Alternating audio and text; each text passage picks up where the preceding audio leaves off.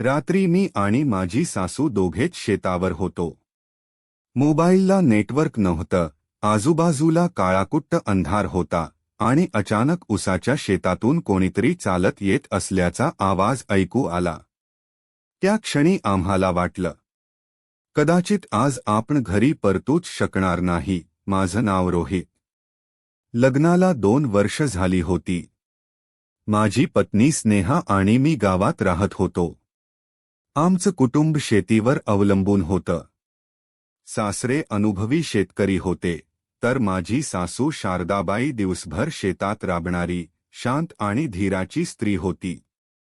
त्या मला नेहमी मुलासारखंच वागवत असत. त्या दिवशी सकाळपासून वातावरण वेगळंच होतं. आकाशात ढग दाटले होते.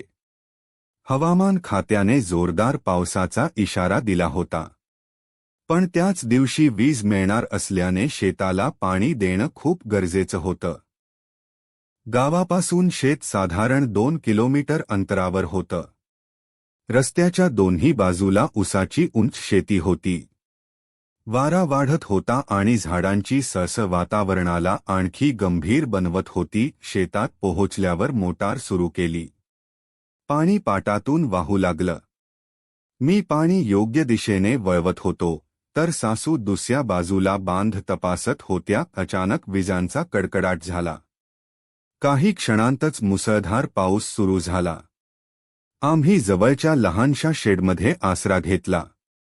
थोडा वेळ थांबूया, सासू म्हणाल्या, पण पाऊस थांबायचं नाव घेत नव्हता. तेवढ्यात दूरवरून कुत्र्यांच्या जोरात भुंकण्याचा आवाज आला. मी बाहेर पाहिलं. अंधारामुळे काहीच दिसत नव्हतं. 5-10 मिनिटांनी पुन्हा आवाज आला. यावेळी तो आणखी जवळून येत होता. माझ्या हातातील टॉर्च मी आवाजाच्या दिशेने फिरवली, पण टॉर्चच्या प्रकाशात फक्त पावसाचे थेंब दिसत होते. काही दिसलं का? सासूंनी विचारलं.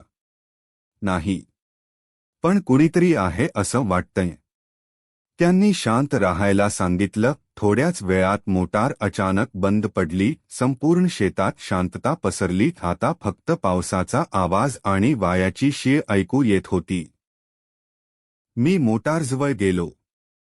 वीजच गेली होती. अचानक माझ्या पायाजवळ काहीतरी जोरात सरकलं. मी घाबरून मागे उडी मारली. टॉर्च टाकली तर एक मोठा साप पाण्याकडे सरकत होता. माझा श्वास रोखला गेला. सासूंनी शांतपणे मला मागे ओढलं. घाबरू नकोस, तो निघून जाईल. त्यांचा धीर पाहून मलाही हिंमत आली. पाऊस थोडा कमी झाला म्हणून आम्ही घरी निघायचं ठरवलं, पण परतीच्या रस्त्यावर एक छोटा ओढा वाहत होता. येता येता तो फक्त पायभर होता. आता मात्र तो प्रचंड वेगाने वाहत होता. रस्ता पूर्ण बंद झाला होता. गावात जाण्याचा दुसरा मार्ग नव्हता. मोबाईल काढला. नेटवर्क नव्हतं. त्या क्षणी आम्हाला समजलं की रात्र इथेच काढावी लागणार. आम्ही पुन्हा शेडमध्ये आलो. सासूंनी डब्यातील भाकरी आणि भाजी काढली. घे, आधी खाऊन घे, रिकाम्या पोटी भीती जास्त वाटते.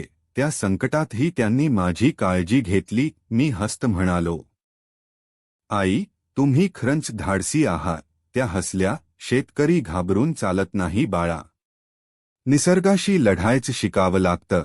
त्यांच्या त्या शब्दांनी माझ्या मनात त्यांच्याबद्दलचा आदर आणखी वाढला. रात्र गड्ड होत गेली. सुमारे 11 वाजले असतील. अचानक उसाच्या शेतातून पुन्हा खसखस ऐकू आली. यावेळी आवाज अगदी जवळ होता. कोणीतरी जड पावलांनी आमच्या शेडच्या दिशेने चालत येत होतं. मी टॉर्च घट्ट पकडली. सासूंनी शांत राहण्याचा इशारा केला. आवाज आता अगदी दाराशी येऊन थांबला. आणि पुढच्या क्षणी शेडच्या बाहेरून कुणीतरी मोठ्याने हाक मारली.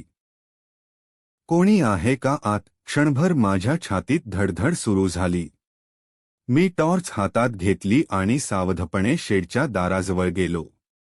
सासूंनी माझ्या हाताला धरून हळू आवाजात म्हणाल्या, सावध. आधी कोण आहे ते पहा. मी दार उघडलं. टॉर्चचा प्रकाश समोर गेला. समोर गावातील 2 शेतकरी उभे होते. दोघेही पूर्ण भिजलेले होते. त्यांच्या हातात कंदील होता. रोहित, तुम्ही अजून इथेच आहात? गावात सगळे तुमची वाट पाहत आहेत. त्यांपैकी एक म्हणाला. माझ्या जीवात जीव आला, पण त्यांनी पुढचे जे सांगितले ते ऐकून आम्ही दोघेही हादरलो. पुढचा ओढा खूप भरलाय. अजून तासभर तिकडे जाणं धोकादायक आहे. म्हणून आम्ही सगळ्या शेतकऱ्यांना शोधायला निघालो. तेवढ्यात पुन्हा आकाशात वीज कडाडली आणि काही क्षणांसाठी संपूर्ण परिसर उजळून निघाला. त्या प्रकाशात आम्हाला शेडपासून थोड्याच अंतरावर एक मोठं झाड कोसळलेलं दिसलं. जर आम्ही काही मिनिटांपूर्वी घरी निघालो असतो तर तो रस्ता आम्ही त्याच वेळी पार करत असतो. सासूंनी देवाचं नाव घेतलं. देवाने मोठं संकट टाळलं. त्या म्हणाल्या, आम्ही चौघ शेडमध्ये बसलो. गावक्यांनी गरम चहा भरलेला थर्मॉस आणला होता. थंडीत तो चहा अमृतासारखा वाटत होता. रात्रभर आम्ही जागेच होतो. पहाटे 4च्या सुमारास पाऊस कमी झाला. ओढ्यातील पाण्याचा वेगही कमी झाला. सकाळचा पहिला प्रकाश पडताच आम्ही गावाकडे निघालो. गावाच्या प्रवेशद्वाराजवळ पोहोचताच स्नेहा धावत आली. तिच्या डोळ्यात अश्रू होते. तुम्ही दोघे ठीक आहात ना? ती रडतच म्हणाली. मी हसत म्हणालो, हो. पण कालची रात्र आयुष्यभर लक्षात राहील. घरी गेल्यावर सास्यांनी सासूंकडे पाहिलं आणि म्हणाले, तुझ्या धीरामुळेच सगळं व्यवस्थित झालं. मीही त्यांच्याकडे पाहून म्हणालो, काल मला समजलं की आई म्हणजे फक्त जन्म देणारी व्यक्ती नसते.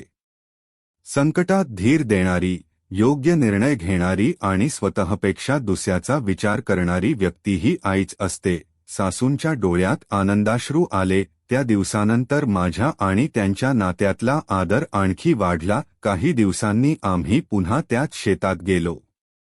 पिकं वाचली होती.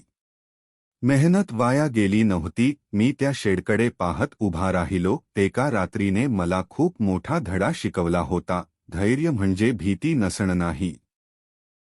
धैर्य म्हणजे भीती असतानाही योग्य निर्णय घेणं. आणि कुटुंब म्हणजे फक्त एकत्र राहणं नाही. कुटुंब म्हणजे संकटात एकमेकांच्या पाठीशी ठामपणे